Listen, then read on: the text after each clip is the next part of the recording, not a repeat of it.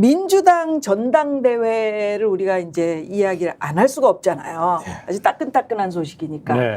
그 정봉주 의원이 탈락한 게 아주 굉장히 큰 이슈인데 그 김갑수 선생 때문에 그랬다는 그 이건 뭐 과장된 아니 얘기고. 그런 얘기도 돌아요? 그 그 최경영 얘기를 TV에서 하셔가지고. 얘기한 게 이제 많이들 네. 봤죠. 네. 네, 다들 같은 거기서도 발언했지만 이런 생각을 갖고 있네 하고 들어가 보니까 댓글이나 다들 똑같은 생각하고 있구나 그거예요. 정봉주 씨야 한 개인으로서는 유쾌한 사람이고. 네, 네. 근데 이제 꾀돌이들이 무슨 특징이 있냐면 정반대되는 생각을 동시에 주머니를 여러 개 갖고서 필요할 때마다 꺼내는 건데 왜 이런 일이 벌어졌지를 이제 일 끝나고 곰곰 되짚어 보니까 이 양반이 그 이재명 대체제에 대한 어떤 망상을 가졌던 것 같아요. 아하. 이제 종합적으로 보니까 이건 제 추정이죠. 네. 그러다 보니까 열렬한 이제 친명 행색도 하면서 정반대로 뒤에서 딴소리 한 게 이재명 혼자 당 끈다라는 거에 대한 비판이 많지 않습니까? 예. 나도 있다라는 건데 어쨌든 이 정봉주 씨가 최고위원회 일원이 됐더라면 그 팀이 엄청 어색할 뻔했어요.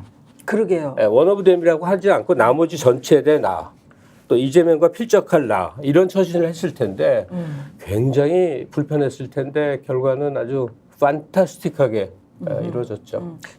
최고위원은 제가 뭐 잘 몰라서 그러는데 거기서 만장일치로 결정을 하는 거라면서요? 아닙니다. 네, 그거 말이 안 되는 얘기죠. 합의제 안 기구가 돼? 아니에요. 근데 어떻게 내가 반대하면은 안 돼라고 그러니까 자신 있게 얘기할 수 있을까? 본인이 그 정도의 힘을 가지고 있다라고 오판하고 있는 건데, 아하. 그러니까 결론적으로 말씀하신 것처럼 내가 최고위원회 들어가면 최고위원회는 이재명 대 정봉주가 될 거다라고 본인은 판단하는 거고, 정봉주가 얘기를 하는데 그걸 들어주지 않거나 아니면 내가 싫어하는데 그걸 계속 하려고 한다면 내가 그걸 막을 수 있는 힘이 있는 사람이야라고 하는 것들을 보여주려고 했던 것 같고요. 네. 전 그런 측면에서는 매우 안 좋은 방식의 선거운동을 했다. 할 건 맨 처음부터 하든지요. 그잖아요. 이게 자기 생각이라면 맨 처음부터 이렇게 얘기를 했었어야 되는 거죠. 그래서 나는 이렇게 생각하는 방향이니까 나를 뽑아주든 말든 나는 이렇게 가겠다고 얘기했어야 되는데 가만히 있다가 이제 뭐 먹을 거 다 먹고 있다가 갑자기 어느 순간 갑자기 이야기를 하면서 명팔이라는 얘기를 하기 시작하면서부터 본인의 본색을 드러내니까 이제 본색을 드러내는 순간 어디서부터 작살이 나기 시작하느냐? 거리당원들이 갑자기 쑥 빠지기 시작하다가 당일날 보니까 국민 여론조사, 대의원 조사가 다 빠져버리는 거죠. 그러면 이번 선거는 기본적으로 잘 싸워라 제명아, 잘 싸워라 최고야. 전 이거라고 봐요. 그러니까 당원들, 대의원들, 그다음에 국민 여론 자체는 뭐냐면 윤석열 정부에 맞서서 강력한 리더십을 가지고 잘 싸워야 돼라고 하는 선거들을 하고 있는데 갑자기 이상한 사람이 옆에 나와서 내 말을 안 들으면 안 될 거라고 얘기한 상황이 있었기 때문에 저는 어찌 보면 그런 어떤 상황들을 국민 여론이 다 좀 비켜나가게 했다. 그러니까 김갑수 선생이 정권 교체를 위한 투쟁기인데 지금이 가장 중요한 시기인데 이렇게 얘기해서 되겠나? 지금도 꾀돌이라고 얘기를 하시라. 항상 뭐를 잘하다가 꼭 마지막에 이렇게 망치는 경향이 있더라고. 이상하게 정봉주 씨는 뭐 그분을 갖다가 그 나이인데 꾀돌이라고 얘기하기에는 아니 꾀돌이에요. 걔들이 부모님께서는 꾀돌이라고 얘기를 하셨죠. 정치에도 밝고 선거도 굉장히 잘하는 그런 정치인이에요. 근데 그래요? 제가 볼 때는 이번에 본인과 관련되는 박원석 전 의원이 이제 사석에서 말했다고 하는 발언이 공개가 됐잖아요. 예. 왜 공개했는지 잘 모르긴 하겠지만. 친하다며 두 분이. 네, 뭐 그랬는데 그걸 또 굳이 뭘 또 얘기를 할 필요가 있었을까 또 싶은데 선거 국면에서 그 얘기가 나왔을 때 그 다음에 그걸 좀 진솔하게 설명을 해줬더라면 이 사태까지 안 왔을 거예요. 그런데 내가 이걸 더 강공 드라이브로 뚫고 나가는 게 오히려 나한테 유리하다 이런 판단을 했던 것 같아요. 그래서 명팔이가 등장한 겁니다. 그러니까 자기의 말을 합리화시키기 위해서 또 선거 전략상으로 볼 때 이걸 뚫고 내가 나가버리면 오히려 더 큰 이익이 나한테 돌아올 거다. 이렇게 해가지고 이 일종의 이제 계산을 한 거죠. 계산하고 확 질러버렸는데 그게 오히려 더 부작용을 낳은. 그러니까 그 계산을 다르게 표현하면 나사를 한 바퀴 돌려야 될 거를 두 바퀴 더 돌린 거예요. 빠그러진 거지. 그래서 맞아요. 너무 머리 굴리는 건데 그 양반도 이제 나이가 60 중반이에요. 60년생이거든요. 그러니까 세상하고 이제 잘 안 맞아요. 제가 경험자로서 아는데 안 맞으면 어떡하나? 빨리 죽어야죠. 그냥 생물학적으로 살아있는 건데 네. 살아있는 동안은 짝소리를 하는 건데 다만 이걸 체험해서 제가 60 넘어서 느낀 건데 한국 현대사와 내가 일체가 됩니다. 네. 그러니까 객관화를 시켜서 떨어진 존재가 아니라 이렇게 내가 같이 흘러온 것 같아요. 근데 많은 경우에 제 친구들이 그래요. 그렇습니다. 그래요. 그 친구 얘기를 하셔가지고 아까 보니까 김어준 씨가 그 한마디를 하셨던데 친구로서 난 얘기를 하는데 그 솔직하지 못했다. 아까 잠깐 봤는데 네, 네. 사방에서 너 욕한다 그랬더니 저야 맨날 맞는 게 일이죠. 그 부분에 대해서는 어떻게 생각해요? 솔직하지 못했다. 아니, 나살 뭐 여러 번 돌렸다고 얘기하셨는데. 아니 그거보다도 이제 진보 유튜버들 간의 이제 싸움이 옛날 보수들이 지저분하게 싸우는 것처럼 이제 흘러가는 측면이 좀 있어요. 네. 근데 그 아무리 저는 김어준 씨가 뛰어난 이제 통찰력의 소유자라고 생각해요. 예? 그래서 그냥 딱 그 한 번에 뭘 꿰뚫고 보고 그러는데 이제 자기 가까운 사람으로서 정봉주를 봤던 게 아닌가. 이 현재 지형도 속에서라기보다는 네. 그 중에 정봉주 하나 끌어올리는 거면 저번 이 총선에도 드랍됐지. 그러니까 최고위원 정도는 이렇게 마음으로 밀고 싶었을 텐데 정봉주 씨가 엉뚱한 행각을 벌였을 때 김어준이 입국 다툰 게 과연 비난받을 일인가? 그걸 모르겠어요. 근데 엄청나게 지금 김어준 씨 욕먹고 있죠. 그렇군요. 새날은 은근히 아무 이유 없이 같이 두들겨 맞고, 그러니까 그 진보 유튜버계가 기다렸다는 듯이 그냥 막 후들겨 패고 있더라고. 스픽스는 혹시 안 그래요? 어디 안 때리나요? 저희는 뭐 어디 맞고만 있는 것 같아요. 아니, 그러니까 김어준 씨 말대로 이제 솔직해야 된다라는 게, 그러니까 저도 정봉주 전 의원 같은 경우 많은 사랑을 받으신 거잖아요. 초반에는요. 예, 뭐 그럼요. 동정심 때문이기도 하고, 잘 싸우는 것 같다는 잘 느낌도 싸우는 것 있었는데 같았어. 갑자기 명파리가 있다고 얘기했는데 이 얘기는요 명파리만 욕하는 게 아니에요. 주변에 명파리를 두고 있는 이재명도 욕하는 거예요. 따지고 보면. 그렇지. 예, 그러니까 예를 들면 본인은 그걸 갈라친다고 생각할지 모르겠습니다만 말도 안 그리고 또 이 최고위원 후보 중에는 아무도 없다 명파리가. 그 누구를 그러면 얘기하는 헛개비랑 싸우라는 얘기잖아요. 그 누구를 얘기하는 거지? 그게 허수아비 치기라고 전략이 있는 거예요. 그러니까 저는 오히려 솔직하게 누군지 적시하고 나는 그 사람을 인정하지만 지금까지 행태를 보면 그것이 문제가 있기 때문에 내가 최고위원에 올라가면 그런 과정을 바꾸겠어라고 얘기한다면 토론은 되는 거예요. 근데 후보 중에도 없어. 지금은 말을 못 하겠어. 그래. 그러면서 명팔이라고 욕을 하면서 따지고 보면 이재명을 공격하는 방식이니까 이거 국민의힘이 하던 방식 아니야? 왜 그걸 동일한 방식으로 하고 있지? 라고 본인은 충정이라고 지금 생각하는 것 같아요. 계속. 왜냐하면 나는 앞으로 싸울 거라고 얘기를 하는 거니까. 근데 가장 큰 문제는 마지막에 이 30%를 차지하는 국민 여론조사에서 차이가 너무 많이 났어요. 국민이 인정하지 않은 거예요. 그러면 국민이 인정하지 않으면 저는 반성해야 돼요. 기본적으로. 그리고 자기가 잘못한 거에 대해서 무엇이 잘못인지 숙고해야 돼요. 근데 그게 안 보이는 것 같아요. 패배 이후에도. 근데 원래 이번 지난 총선에서 이거 좀 너무 야박한 얘기처럼 들릴지 모르겠지만 네. 당에서 공천을 줬다가 결국 공천을 빼앗은 거나 다름이 없잖아요. 그러니까 취소를 했어요, 공천을. 그 왜냐하면 그런 이유가 있었던 거 아닙니까? 과거에 뭐 성추행 맞아, 문제라든가 과거 때문에 그랬어. 뭐 여러 발언이 논란이 됐다든가 이런 것 때문에 선거에 부담을 줄 수 있는 상황이었단 말이에요. 그런데도 최고위원 선거를 나갔고 그리고 또 나름의 팬덤을 갖추고 있기 때문에 득표율도 굉장히 좋았잖아요. 그러면 사실 더 몸을 낮췄어야 되는 건데 그게 아니라 전략적으로 자기가 사고를 한 거예요. 그러다 보니까 사실은 헛다리를 짚은 거나 마찬가지인 건데 제가 볼 때는 이렇게 된 거예요. 그러니까 명파리 얘기가 나왔을 때 진짜 충심을 갖고 있는 사람은 나다. 그 주변에 이재명 대표를 이름 팔아먹고 호가호위 하려고 하는 세력들이 있는데 내가 들어가서 이재명 대표를 보호하고 그것들 다 쳐버리겠다. 이렇게 얘기를 한 거예요. 그러니까 자기도 사실은 명파리를 한 거야. 어찌 보면. 최고로 했지. 네, 충성심을 최고. 내가 충정을 갖고 있는 사람은 바로 나다. 저건 다 사입이다. 이렇게 얘기하고 돌파하려고 했단 말이에요. 근데 그 평가가 별로 좋지 않았죠.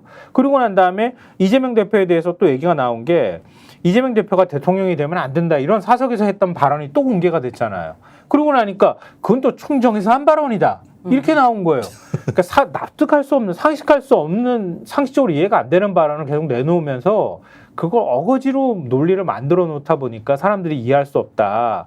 오히려 그 모습이 굉장히 보기 안 좋아 보였다. 이렇게 보이고요. 아까 말씀하셨던 것처럼 국민 여론조사에서 만약에 정봉주 후보가 굉장히 높게 나왔다고 하면은 그러면은 좀 부당한 공격 당한 거 아니야? 이렇게 또 생각할 여지가 있을 텐데 국민들이 보기에도 정봉주 후보는 지도부에 들어가면 안 돼.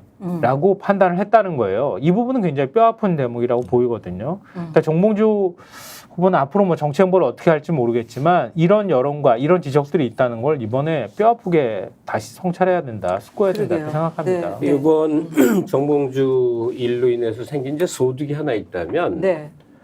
그 정치인의 인기에 대해서 한 번쯤 다들 곰곰 생각해 봤을 거예요. 이재명 대표 인기 있는 사람이잖아요.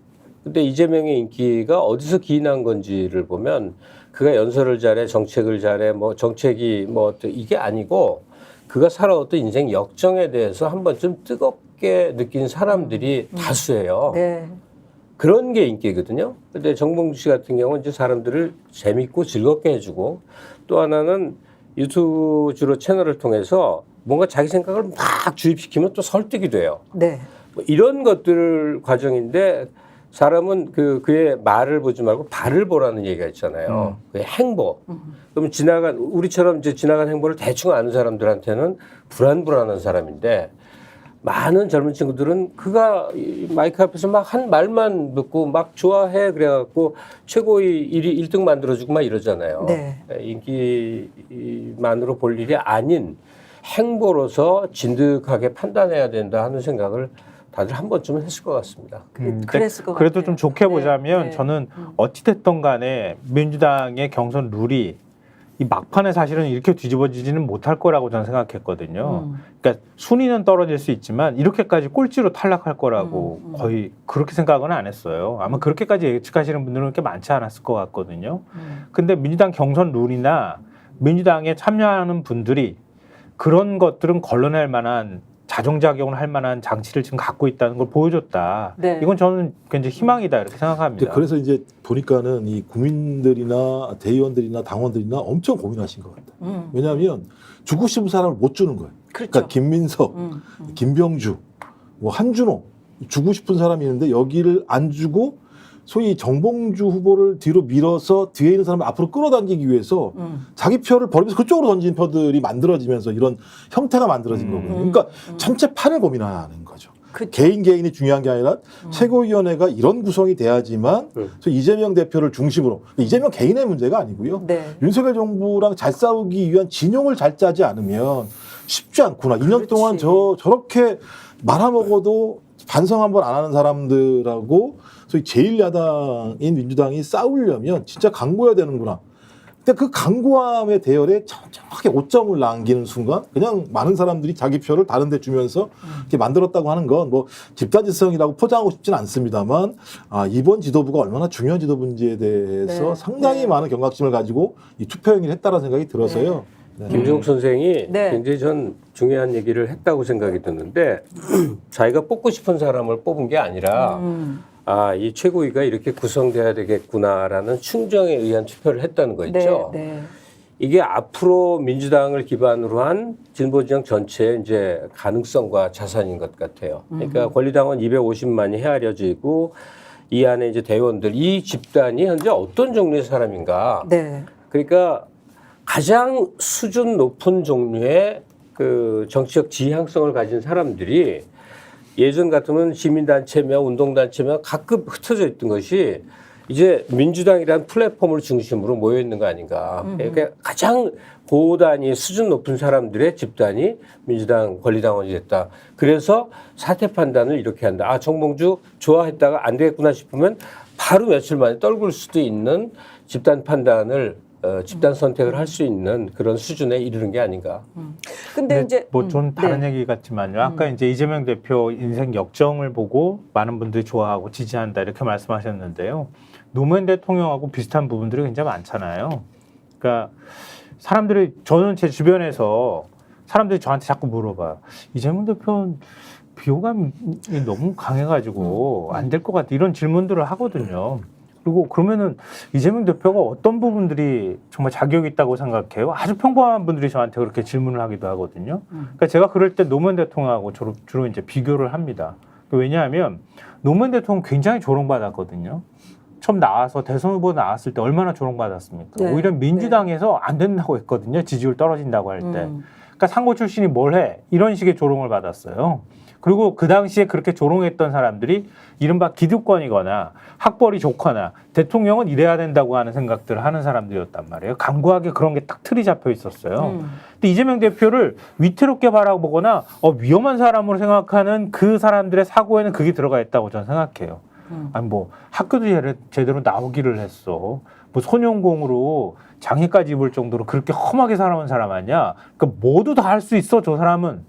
뭐 이런 식의 사고방식을 갖고 있는 것 같아요. 굉장히 위협적으로 받아들인 거예요. 근데 한동안은 사실 검찰이 그 어떤 그 수사나 이런 것들을 통해 가지고 이재명 대표가 완전 위축돼 있던 것도 사실이었거든요. 근데 그러면서 이재명 대표가 그렇게 오히려 그런 불안감을 노무현 대통령처럼 확 뒤집어주는 거를 하길 사람들은 바랬거든요. 굉장히 많은 국민들은. 지금도 저도 지지자들은 그러기를 바라요. 그러니까 무슨 출산율 낮다 그래가지고 출생률 낮다고 국가 비상사태 이렇게 얘기하지만 그건 그냥 말하는 거고 아무것도 바뀐 게 없단 말이에요. 국민들은 그 답답함을 지금 갖고 있거든요. 확 한번 패러다임을 바꿔주길 바라는 마음을 전 이재명 대표한테 투사하고 있다고 봐요. 네. 오늘 이 얘기로 계속 가면 안 되겠지만 네. 꼭 보태야 될 얘기가 있어요. 네. 이 얘기로 계속 가도 돼요. 지금 네. 김성환 씨께서 이제 노 대통령으로 이렇게 오버랩 시키면서 이재명 대표를 떠올린다 하는 거 있잖아요. 네. 그게 가장 보편적으로 많은 숫자인데 점점 더 많아지는 다른 종류의 사람들이 있는 것 같아요. 어떠냐? 우리가 이제 기적적으로 성장한 나라에 이 얘기를 많이 하니까 다 지겨워하는 것 같은데 진짜 기적적인 경우예요. 네. 우리나라 같은 사례가 없어요. 다 중진국 함정이라고 그래서 약 태국쯤 하다가 그다음엔 다 찌그러지는 거예요. 근데 우리 같은 경우가 없다고. 그걸 통해서 놀라운 도약에 대한 체험이 향수로 항상 남아 있어요. 그러니까 한국은 지금 모든 것에 절벽 앞에 놓여 있거든요. 근데 영웅설화가 한국에는 적용이 돼요. 네. 사실은 다수 대중의 피와 땀과 눈물이었겠지. 근데 그걸 김대중이라는 이름으로 또 다른 진영이겠지만 박정희라는 이름으로 한 시대를 이렇게 강 건너서 온 체험이 있어요. 근데 지금 2000년대 지금 이 시점에서 정말 앞이 안 보이듯이 모든 분야가 그리고 미래 전망이 캄캄한 상황인데 이재명이 또 다른 김대중이 될 수 있지 않을까? 네. 그러니까 이 시대의 모든 문제를 아울러서 다음 단계로 건너가는 그런 난세의 영웅 같은 모습을 갖고 있지 않을까? 이런 기대감을 갖는 사람들도 많습니다. 솔직히 네. 저도 그 중에 하나입니다.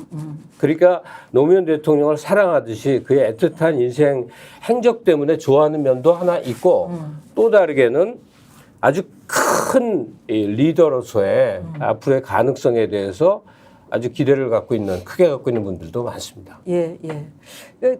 그런 기대를 거는 분들이 상당히 많이 계시는 건 사실이에요. 예. 들어보면. 네. 그러니까 이제 제가 여기서 더 과하게 얘기하면 넘칠까봐.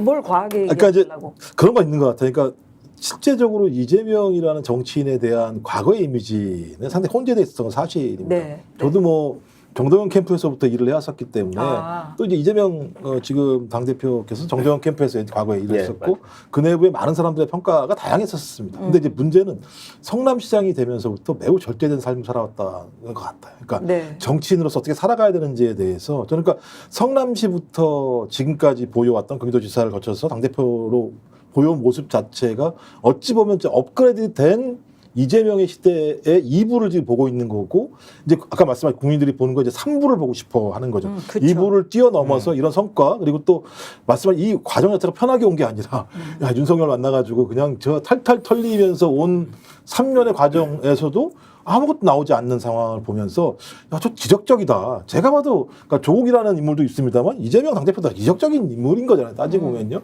근데 이런 사람이 성공을 해서 어떤 국가를 운영하는 사람이 됐을 때 국민이 느끼는 성취감은 다르죠.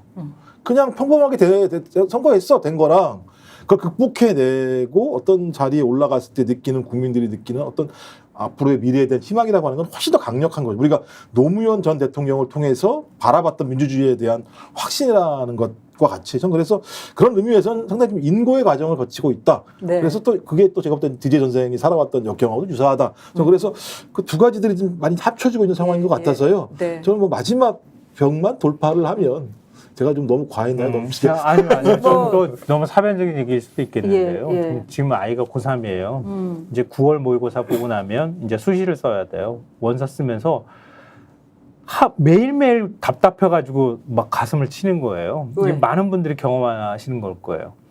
지금과 같은 학종이나 이런 시스템을 만들어 놓고 이른바 이제 조국 전 장관도 역시 거기에 프레임의 그 시절에 있었던 일들 때문에 지금 이제 이런 일들을 당하지만 그걸 설계한 게 이주호란 말이에요. 이주호 교육부 장관이에요. 돌고 돌아가지고 또 이주호가 왔어요. 왔는데 의대 증원한다고 1,500명 증원이라고 얘기를 해놓고 그리고 이주호가 다시 와가지고 무전공을 만들겠다 그래서 지금 대학별로 정부 지원금 주는 거 가지고 30%씩 자율학부를 자율전공 학부를 만든다 그래가지고 아무 학과를 정하지 않은 학생들을 한 30% 막 뽑겠다고 지금 난리를 쳐놨어요. 대치동에 아무리 유명한 쪽집게라 하더라도 이번엔 다 예상 못한다고 얘기하고 있는 상황이에요. 그러면서 제가 무슨 생각을 하냐면 저는 사실은 그런 거를 시키고 싶지 않아서 진짜 아무것도 안 하고 있다가 애가 이렇게 뭔가 선택하는 단계에 딱 오고 나니까 막 막막한 생각이 드는 거예요. 이 시스템 안에다 애를 막 우겨넣는 느낌이 막 들더라고요.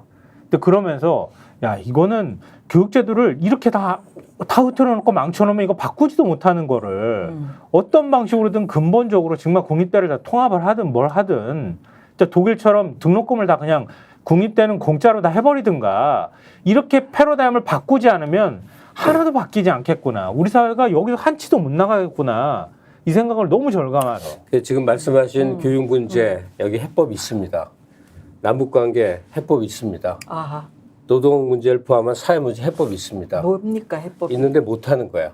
그래서 지금 노무현과 김대중을 합친 모습만까지만 그렸죠. 누가 못해? 그러니까 다 어려운 거죠. 여러 어떤 권력을 가져도 네, 하기 네. 힘든 거죠. 그래서 이재명에게 노무현과 김대중을 합했는데 한 명 더 합쳐야 돼요. 누구요? 푸틴을 합쳐야 됩니다.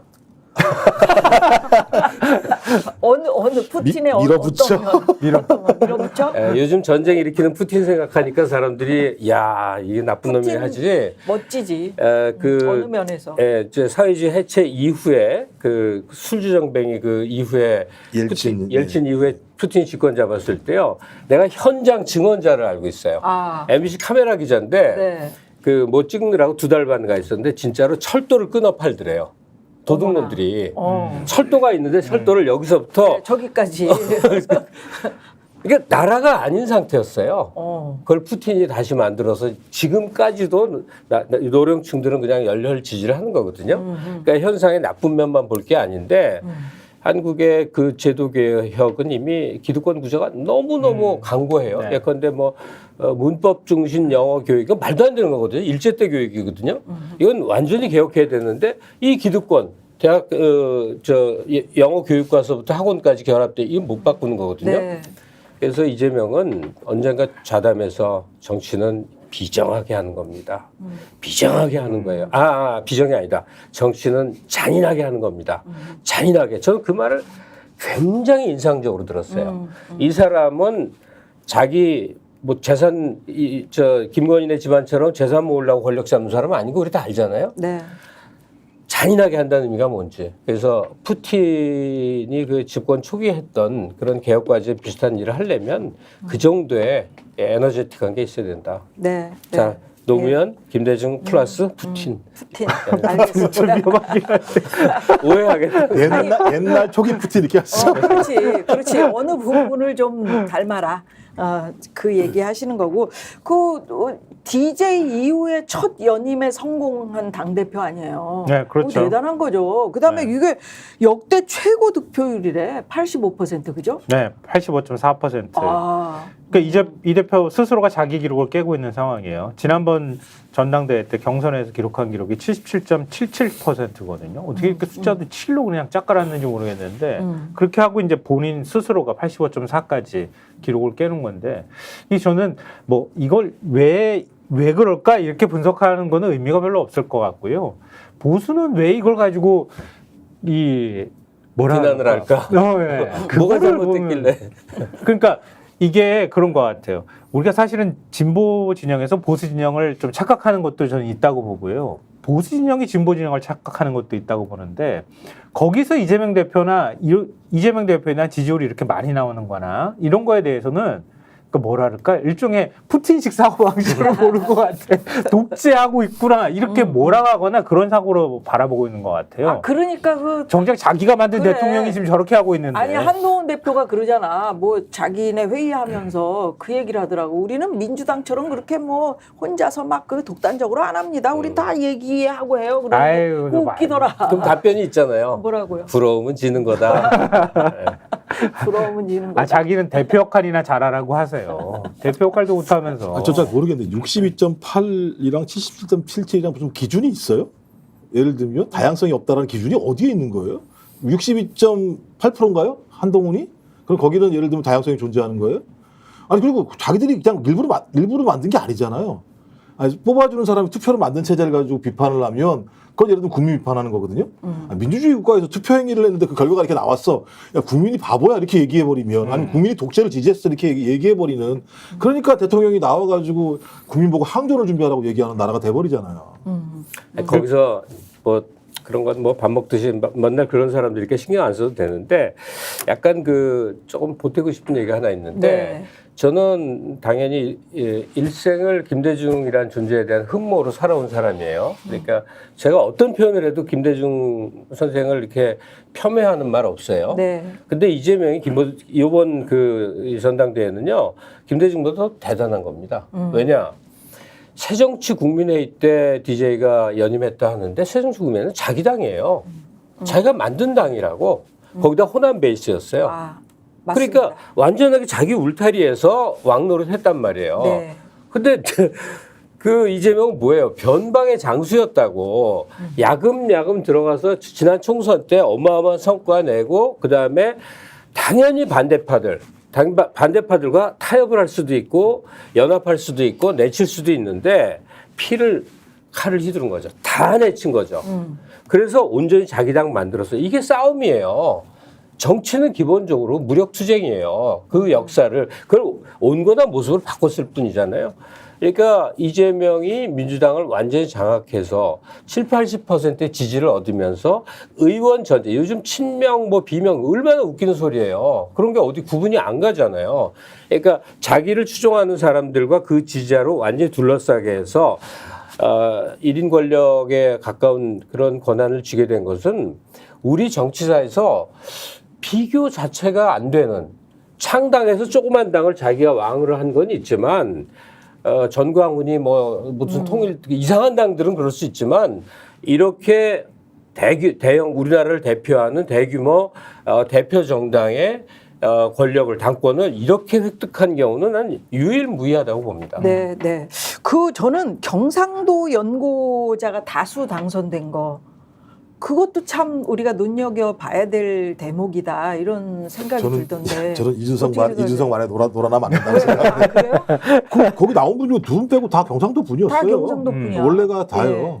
그러니까 제가 볼 때는 그러니까. 민주당이 선거 결과가 중요한 게 아니라 민주당 내부의 다양한 분들 또 특히 지금까지 홀대받았다고 얘기되고 있는 소위 영남 지역에서 많은 분들이 폭넓게 민주당 내부에서 중요한 정책 자산으로 성장했구나라고 얘기를 해야 되는데 이준석 얘기는 거기 다 투표 결과 보니까는 다 경상도 출신이던데요. 경상도 출신이 나왔으니까 경상도 출신이 됐겠죠. 저는 그래서 이 부분은 저는 적어도 우리가 중도 또는 어떤 앞으로의 어떤 지지세 확장 이런 측면에서는 좀 매우 유의미한 지표라는 생각이 그러게요. 들어요. 네. 그 대의원 표같이 얘기할 때 그걸 제일 반대했던 거. 그러니까 지금 이제 20대 1이잖아요. 20대 1 되는 거에 대해서 반대했던 논리 중에 하나가 영남권 같은 경우에는 그 대의원들이 그동안에 영남에서 굉장히 고생하면서 거기서 딱 닦았는데 그러니까 지역에 대한 어떤 호남 중심으로만 가기보다는 영남이나 이런 곳들도 거기에 대변할 수 있는 그 정도의 어떤 사람들은 있어야 하는 거다. 당에 영남의 지분도 인정해줘야 한다. 이제 이런 논리였거든요. 근데 이번에 만약에 투표 결과가 영남 중심으로 나왔다고 하면은 기존의 그런 논리가 다 깨진다는 얘기가 되는 거예요. 그러니까 저는 각에서는 바라볼 때 이른바 뭐 강성당원이 민주당을 다 휘두르고 있다고 얘기를 하는데 아까 제가 말씀드렸던 것처럼 자정 기능도 갖고 있고 어떻게 우리가 지향해야 되는 거에 대해서 다 지향점이나 노력들을 다 하고 있는 거예요. 이런 굉장히 정치의식이 높은 당원들을 갖고 있는 더군다나 250만 정도의 권리당원을 갖고 있는 정당은 전 세계도 그렇게 많지는 않을 거예요. 네. 그러니까 이 힘을 내적 에너지를 좀 더 민주당이 좋은 방향으로 끌고 나가줄 수만 있다고 한다면 이재명 대표가 그 역할만 해준다고 하면은 뭐 지난번에 국민의힘은 당원 나오는데 얼마나 초라해요. 80만 정도밖에 안 된단 말이에요. 어마어마한 이 에너지를 제대로만 끌고 가주면 개혁의 동력으로 삼을 수 있다. 이재명 대표가. 아니 그러니까 그 아까도 꾀돌이 얘기했지만 이제 네. 이준석은 똘똘인데 똘똘한 이준석이 꾀돌이와 가끔 똘똘이. 일부러 바보연합니다. 이번 민주당 최고위가 전부 영남 사람이네. 그게 아닌 거 아는데 그렇게 말한 거예요. 자, 출생이 영남인 사람들이에요. 그렇죠. 근데 지역 정치란 지역적 정체성을 갖고 지역 기반 하에서 움직일 때 그 지역성을 말하는 거예요. 이현주가 무슨 영남 지역성이 어디 있어. 부산에 한번 출마할래다 잘 되지도 않은 이재명 대표가 경기도 뭐 정체성이라면 그나마 이해를 하겠는데 영남하고 무슨 정치적 연계가 있냐. 전원이 다 그래요. 그러니까 그건 말도 안 되는 소리인데 그냥 태어나길 거기서 태어났고 일찍 상경해서 그러니까 그건 지역 정상은 뭔데 다만 저도 이제 그 선거 과정에서 기회가 되면 열심히 말하고 다니는데 결국 안 통하더라고. 뭐냐면 우리 그 권리당원을 포함한 이 민주당의 현재 당원이 최고의 정치 감각을 갖고 있는 거의 정치인에 가까운 그런 사람들이라고 축현을 세웠으나 네. 너무너무 아쉬운 게 있단 말이에요. 뭐요? 민주당을 떠받치는 세 기둥이 예. 그중에 한 기둥이 호남이에요. 그렇죠. 이 호남 베이스를 소홀히 하면 옛날 저 안철수가 몽땅 데리고 나가는 난 그때 호남을 욕할 수 없을 것 같은 그 마음을 느꼈었거든요. 참고로 저는 이북이에요. 저는 평안남도 강서입니다. 네. 그러니까 그 호남 베이스라는 것이 가졌던 역사성도 있고 의미도 있어서 적어도 최고위원회 민영배 하나는 이게 올려야 되는데 이게 어떻게 되냐. 그러면 그 민영배를 누가 뽑냐. 호남살에 뽑으면 이게 꼴이 뭐냐고. 영남 지역성을 가진 사람들이 열심히 민영배를 몰아줘야 돼요. 네. 과거에 우리는 분할 통치의 희생을 많이 겪었기 때문에 그 분할 통치의 그 폐해를 극복하거나 조롱하는 방법으로 호남이 영남 밀고 영남이 호남 미는 그 모습을 보였어야 되는데 민영배 씨 개인 득표력에도 한계도 있었고 또 여전히 영남은 영남 밀고 호남 뭐는 이게 작용한 것 같아요. 안타깝죠. 네. 좌우간 결론적으로 호남 베이스의 민주당은 엄청나게 중요한 자산이고 역사성이 있고 그게 흔들리면 안 되기 때문에 네. 주요 당직에 호남 정체성을 가진 사람들이 꼭 중용되어야 한다. 그럼요. 그럼요. 그 민주당이 뭐 이번 한 번만 뭐 이런 선거 치릅니까? 뭐 여러 가지 또 있잖아요. 호남이 제대로 좀 예를 들면 노무현, 문재인, 그다음에 지금 이재명까지 호남으로는 안 되기 때문에 그런 영남 출신 정치인들을 전폭적으로 지지해서 적어도 어떤 저쪽 보수 기득권 정당이 아닌 정당을 만들려고 노력을 했었기 때문에 거기에 대해서 우리가 충분히 좀 알고 네. 그만큼 네. 그런 정치인들을 또 만들어줘야 되는 거죠. 예, 상식적으로. 호남의 큰 정치인이 DJ 이후 못 나온 거는 이게 생물학적 법칙 같아요.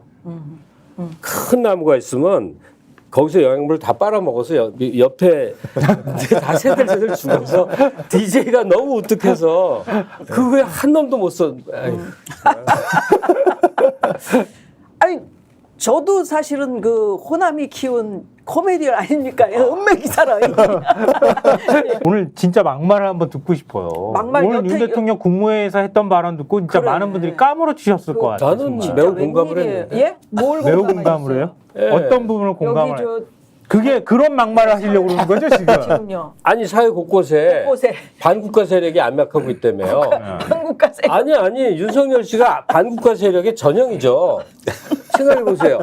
아니 뭐 윤석열 1, 2, 3가 압력하고 있는 건 아닐 거 아니에요. 그걸 말하는 거예요. 그러니까 봐. 곳곳에 이건 노무현 대통령 말씀인데 국가란 무엇입니까?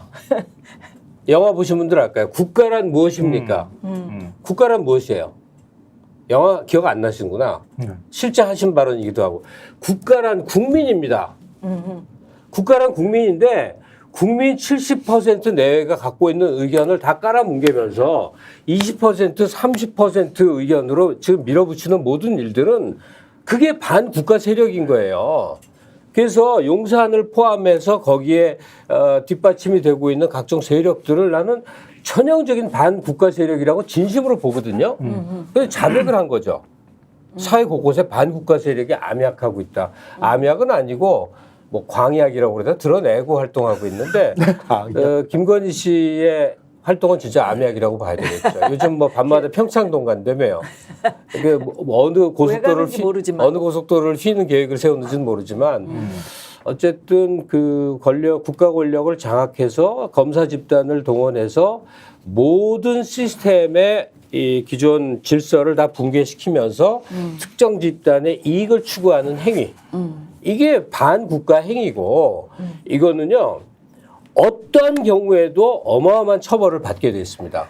네. 근데 한국인이 살아있나. 그렇죠. 근데 반국가 세력이 곳곳에서 암약하고 있다라는 이야기를 해서 지금 굉장히 많은 그 항의도 있고 민주당에서는 도대체 이게 무슨 소리냐라고 이야기를 하니까 네. 이거는 국내 안에 있는 사람들을 얘기한 게 아니고 북한을 얘기하는 것이다.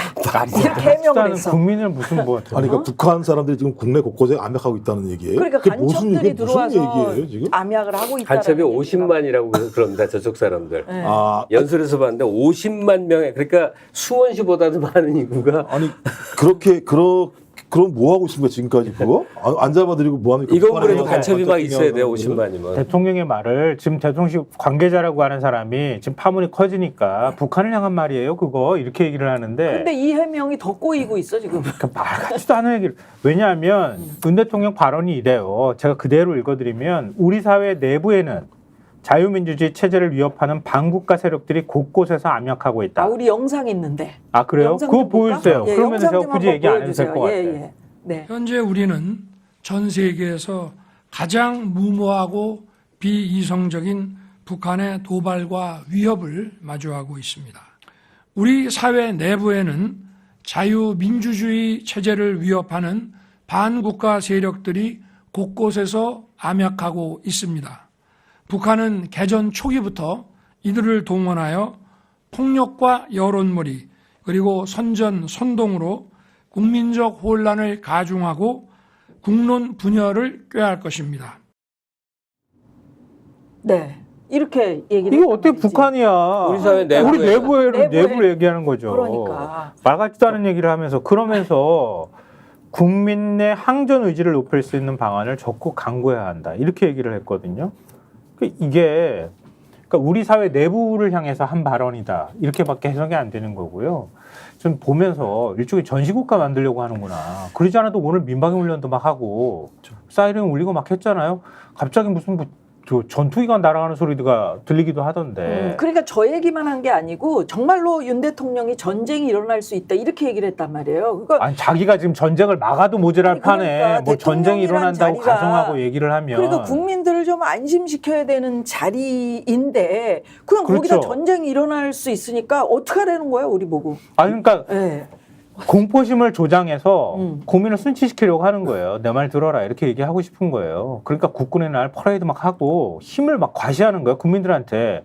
이게 다 딱 독재 시대 때 있었던 일들이란 말이에요. 아 이럴 때 우리 김갑송께서 김갑송께서 쓴소리를 좀 한 방 딱 날려줘야 되는데. 아니 근데 뭐 쓴소리 그런 거 기대하지 마시고 그냥 난 진심만 말하겠는데 다만 저 발언이 약간 좀 웃겨서 문제예요.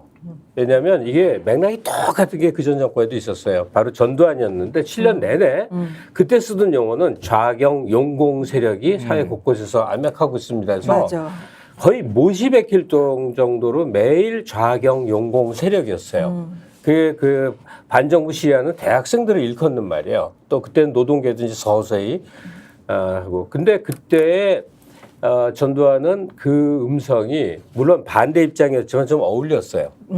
그러니까 이 강압 통치자의 면모를 실제로 무기와 총칼을 갖고 군인이기도 있었고 잡아다 이런 게 있어. 근데 윤석열 씨가 윤석열 씨가 쓴 말은 뭐죠? 반국가 반국가 세력이 곳곳에 암약하고 있습니다면 간밤에 술 잔뜩 먹고 나와서 지금 정말 말 뜻이나 알고 지금 하는 소리니까 그러니까 해석도 맨날 달라지고 그러잖아요. 그러니까 이 알코올성 여러 가지 그 전조 하에서 그냥 아무 소리나 하는 거예요. 그러니까 대통령이 질러 놓으면 이제 그 대통령 매일 해석하잖아. 뒤에서 해석을 해줘. 예, 설명하고 뭐라고. 해요. 똥똥 치워야 되는 거죠. 그러니까 저 이 사회 곳곳에서 반국가 세력이 암약하고 있다면 벌써 정보기관들이 쫙 나서고 경찰서 단위의 정보과에서 움직이고 해서 사회들이 얼어붙어야 되는데 다들 또 저러는군. 정말 웃기는 거예요. 그리고 권력을 30% 지지 기반하에서 어떻게든 유지하려고 이제 무슨 짓이든 하려고 하겠지. 모든 사람이 똑같은 생각 하는 거예요. 네. 아, 전쟁 일으키고 싶어 하는데 미국이 막아주겠지. 그러니까. 뭐 공안 통치를 통해서 국회의원들 다 때려잡아서 보궐선거를 왕창 뒤집으려고 그러는데 법원이 뜻대로 안 되지.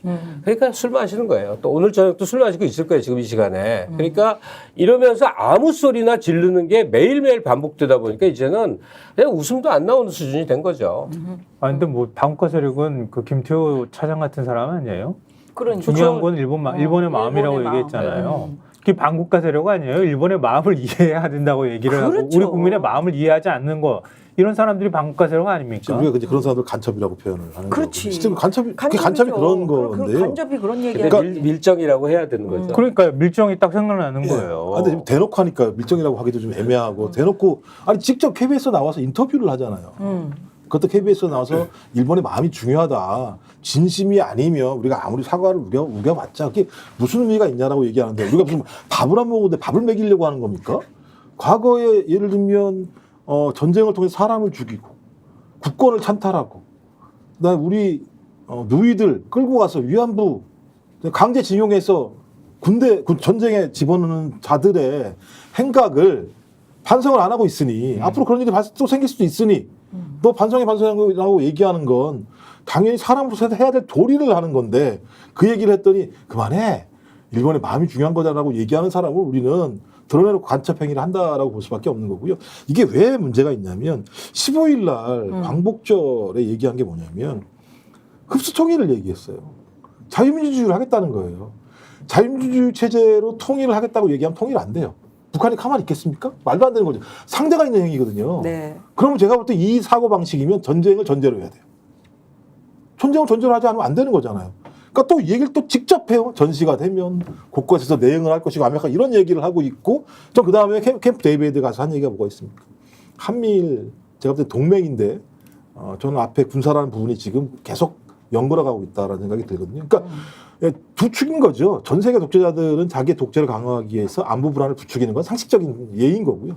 또 하나는 소위 미국의 주도하에 동아시아 지역 또는 세계의 군사 전략으로서 한미일 동맹인데 그 사이에 있는 군사 동맹이라고 하는 측면들을 만들어가기 위한 과정으로 보기 때문에 저는 이건 매우 아주 암울한 과정이고 저희들이 공포스러워야 될 대목들을 아무 생각 없이 지금 막 내지르고 있는.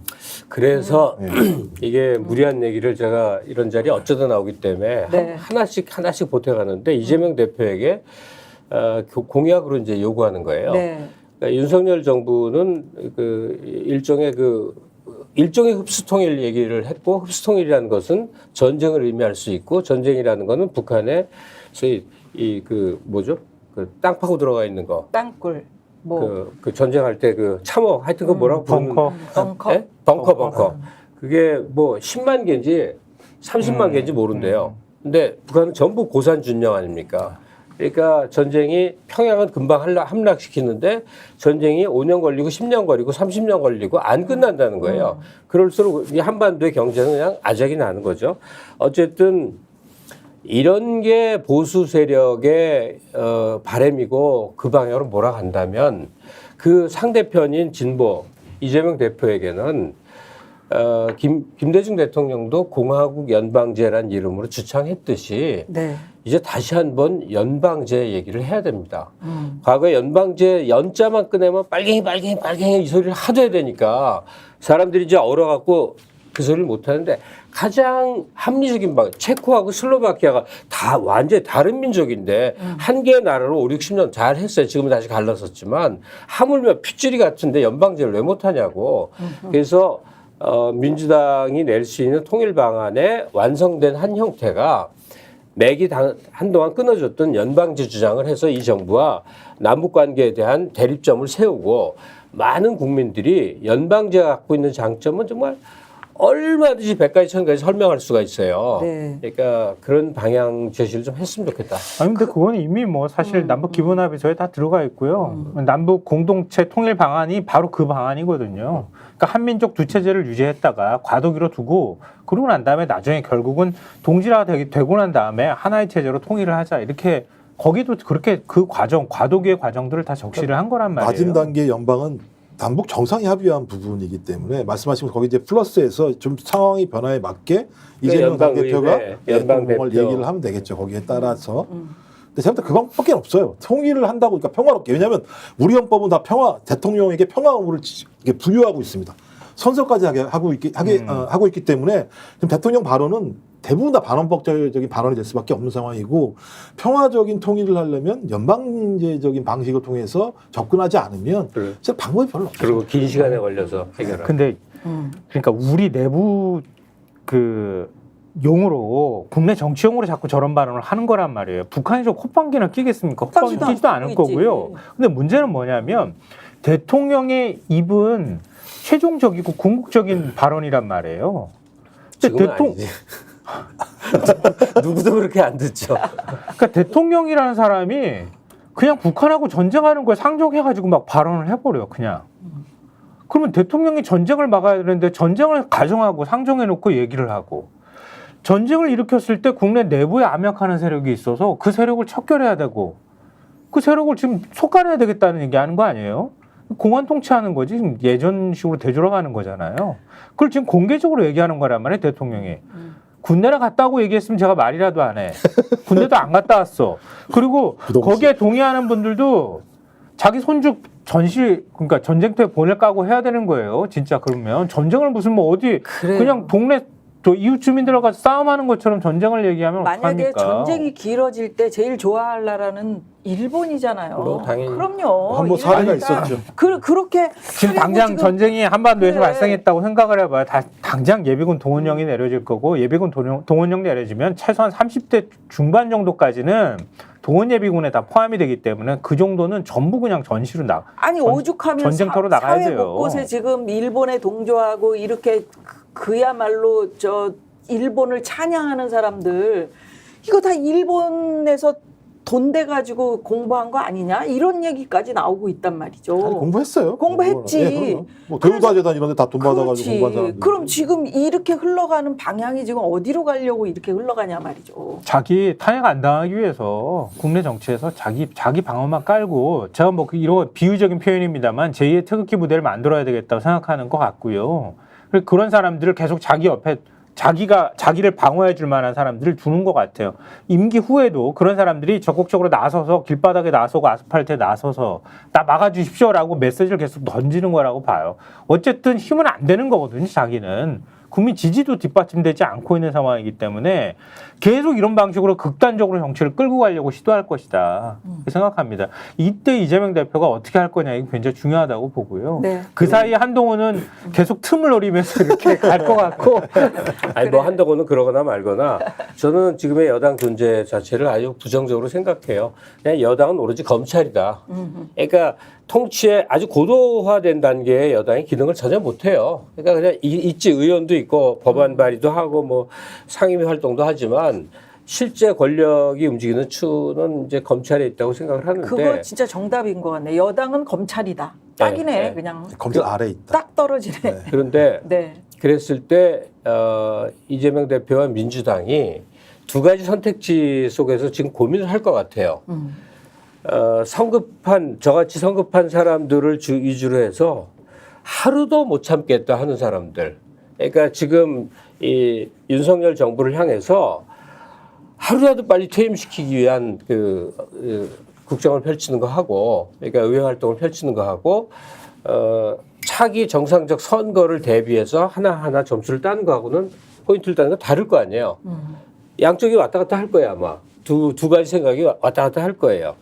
그 중에 어떤 선택을 해서 최종 결정이 나려지면 따를 거예요. 네. 그러나 지금은 올 연말까지 1년 안에 제발 이 윤 정부를 해결을 보자. 그리고 이번에 지금 22대 국회의원이 된 의원들 중에 상당수는 이런 생각을 갖고 있는 사람들이 많이 있다고 보여요. 네. 1년 안에 해결을 보자. 해결을 보자. 아, 해결 봤어. 네, 임기단축 개헌이가 됐건 뭐 탄핵은 여러 가지 복잡해지니까 하여튼 그런 계제가 생기지 않겠는가 하는 기대가 좀 있어요. 뭐 세수 결손 빵꾸가 뭐 빵빵 나는 것 포함해서 앞으로 전망이 엄청 나쁜 그게 이제 기본 베이스가 돼야 되거든요. 경제 환경이 좋으면 뭐 생 난리를 치고 뭐 해도 안 돼요. 근데 그걸 기반으로 해서 이제 뭐가 이제 터지지 않겠어요. 그러니까 제가 탄핵은 국회의원 숫자가 아닌 것 같아요. 국민 여론입니다. 그러니까. 국민 여론이 압도적일 때 숫자를 극복해야 되는 거거든요. 근데 아직까지 이제 저희 그 야당 진영이 그런 국민적인 이 어떤 여망들을 모아서 또 그 힘들을 만들어내는 데는 아직까지 한계 있는 것 같고요. 앞으로 이기 체제, 이재명 당대표 이기 체제가 이제 그런 힘들을 만들어 나가야겠죠. 앞으로 시간. 네. 근데 하여튼 막는다고 계속 막아질 수 있겠습니까? 그러니까 지금 계속 막으려고 노력하고 있는 거 아니겠어요? 네, 특검법 네. 계속 거부하고 언제까지 계속 거부권 계속 행사할 수 있겠어요? 그게 쉽지 않을 거란 말이에요. 그러니까 어느 구석에선가 틈은 나올 수밖에 뭔가 삐집고 나오는 게 생길 거다. 그러니까 그럴까봐 지금 전전긍긍하면서 이른바 공포 정치를 좀 하려고 하는 거 아닌가 이렇게 생각하고요. 그러니까 그게 곧 그 대통령이라고 하는 위치에 올라가서 여론을 제대로 지금 못 듣고 있는 상태인 것 같고요. 그 주변에서 뭐 지금 휴대폰을 따로 어디 구매를 뭐 사가지고 번호를 하나 따로 지금 땄는지 어땠는지 모르지만 또 휴대폰을 누군가랑 연락하면서 참모들하고는 대화를 안 한다니까. 바깥쪽 누구랑 계속 얘기를 하면서 여론을 엉뚱하게 지금 듣고 있는 거 아닌가. 네? 고가 뭐예요? 고 모시기한테 많이 듣는다. 아. OS 뭐 이렇게 말씀하시는 거죠? 네. OS. 네. 근데 내가 그 정권을 과연 이대로 유지하는 게 좀 상식적으로 이해가 안 가는데 그러면 뭘 통해서 정권 붕괴의 조짐을 보느냐인데 결론은 공무원 조직이 붕괴되느냐. 이제 공무원 조직이 지금 동요의 이미. 복지부동까지는 왔는데 네. 실제로 반기를 듣는 상황까지는 아직 아니거든요. 아직 장악돼 있거든요. 이 공무원 조직의 풍향을 유심히 볼 필요는 있습니다. 네, 네. 유심히 보겠습니다. 예. 저희 프로그램에 나오시니까 댓글창도 막 엄청 지금 뭐 토론이 활발하고요. 많은 분들이 다 같아요. 지금 우린 여기 앉아 있을 따름이고 네, 네. 집에서 댓글 집에서 쓰시는 분들이나 보시면서, 우리 맞아. 전부 같이 네. 앉아 있는 거예요. 지금 네, 이걸 어쩌나. 오늘 여기 올 때 네. 어떤 마음을 갖고 왔는데 그냥 그 하나도 못한 게 있어. 아, 빨리 하세요. 지금 아니, 괜찮아요. 유튜브라. 기쁠 때는 즐기자 이건데 어제 저는 그 이제 경선 결과 보면서 정말 뛸 듯이 기뻤어요. 근데 우린 돌파할 희망이 있다. 내 하나가 나가서 거리에서 투쟁하면서 세상을 바꾼 그건 못하겠는데 이제 이 민주당을 믿고 나갈 수 있게끔 지지자들도 이렇게 성원해서 이렇게 드림팀을 만드는데 이렇게 깔끔하게 끝나는구나 해서 한 일주일은 즐겨도 되지 않을까? 그래서 네. 오늘 그 기쁜 마음을 마음껏 표현을 하다가 또 윤 때문에 열내는 항상 또돌이표가 반복되는. 스픽스는 말하는 언론입니다. 대세는 유튜브, 그중에서 스픽스. 좋아요, 댓글, 구독, 알림 설정. 여러분이 저희를 사랑해 주시고 우리가 여러분을 사랑하는 4가지 방법입니다.